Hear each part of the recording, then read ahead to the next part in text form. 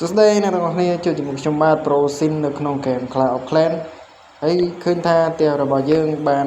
upgrade កន្លែងដាក់តបរបស់យើងឡើងទៅដល់ level 3ហើយនឹងកំភ្លើងរបស់យើងបានរួចរាល់បាត់ទៅហើយបាទឥឡូវនេះយើងចាប់ផ្ដើមទិញរបងតែម្ដងមករបង level 1ដោយយើងមិនចាំបាច់ចូលទៅក្នុងហាងដោយយើងគ្រាន់តែចុចសញ្ញាកន្លែងសញ្ញាសស្រមោលនៅខាងមុខវានឹងទៅវានឹងអូតូទិញតែម្ដងបាទហើយងាយស្រួលខ្លាំងមែនតើបាទឥឡូវយើងទិញអស់ហើយឥឡូវយើងនៅសល់កន្លែងដាក់តបនេះមួយទៀតយើងត្រូវ build វាឡើងមកបាទរយៈពេលរបស់វាគឺ5នាទីឥឡូវយើងមកឆែកមើលថាតើនៅក្នុង store របស់យើងនៅសល់អីខ្លះបាទមានដូចជាកន្លែង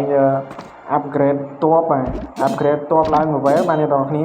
ហើយនេះយើង check មើលសិនបាទឥឡូវនៅ1នាទីទៀតទើបយើងហើយឥឡូវយើងឆ្លៀតមកមើលនៅក្នុង challenge របស់យើងហើយយើងឃើញថាយើងបានបំពេញ mission ដោយពេញកាក់បាត់ទៅហើយបាទប៉ុន្តែយើង claim អត់បានទេដោយសារតែ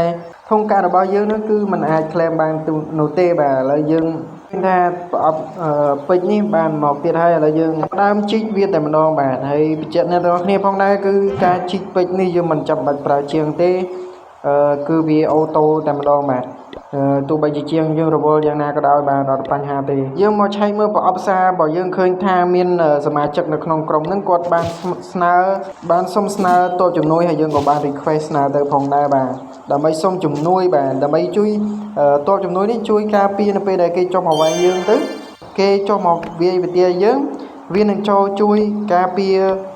បន្ទាយរបស់យើងផងដែរបាទជួយវាយកងទ័ពអញ្ចឹងណាអ្នកនរគ្នាឥឡូវនេះជាងរបស់យើងគឺទំនេរហើយយើងសាកចូលមើលកន្លែងនេះបាទយើងអាប់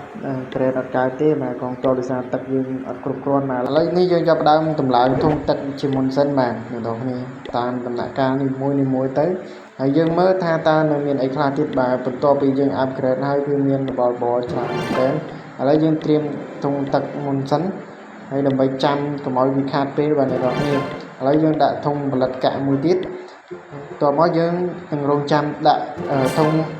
stock កាក់មួយទៀតបាទហើយយើងអស់ហើយដូចជានៅ next ទៀតអានេះទៀតគេហៅថា mortal វាគឺជាកន្លែងនៅកំភ្លើងធំឥឡូវយើងសេរីវាដាក់ចូលទៅខាងក្នុងបាទអូខេប៉ុណ្ណេះគឺ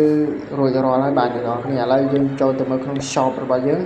តើនៅមានអីទៀតបាទនៅក្នុងហាងរបស់យើងបាទមានអីខ្លះទៀតមើលទេអស់ហើយបាទមើលទៅវាអត់មានឃើញអូនៅនេះក្របបែក2គ្រាប់ទៀតហើយយើងទិញវាទុកឲ្យហើយទៅគឺសេរីដាក់ឡៃណាទៀតទុកនៅតំណឹងសិនណាឥឡូវរៀបចំសិនបាទហើយមើលមានអីត្រូវទិញទៀតអស់ហើយមានតែផ្ទះជាងហ្នឹងផ្ទះជាងទៅប្រើពេជ្របាទអ្នកនរគ្នាវីដេអូរបស់ខ្ញុំមានតែប៉ុណ្្នឹងបាទជម្រាបលាអ្នកនរគ្នាសុខភាពល្អសំណាងល្អជួបគ្នានៅក្នុងវីដេអូក្រោយជម្រាបលាបាយបាយ